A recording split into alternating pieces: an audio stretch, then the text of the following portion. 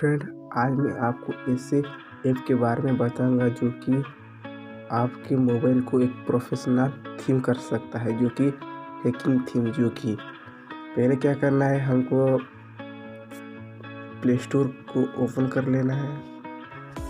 उसके बाद सर्च कर लेना है यहाँ पे फ्यूचरिस्टिक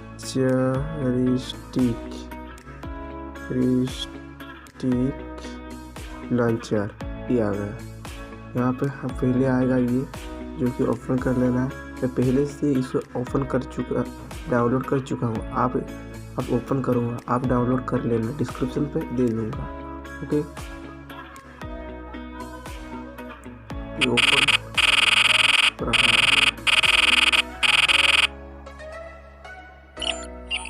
ऐसे ही ओपन होगा।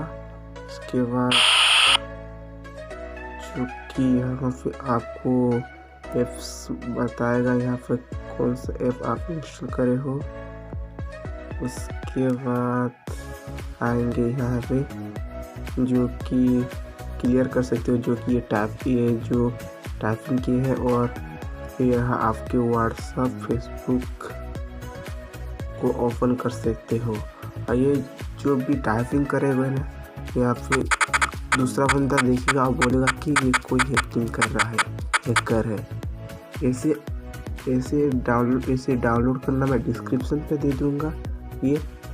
और ये पूरा पॉपुलर होने वाला है ये ऐप।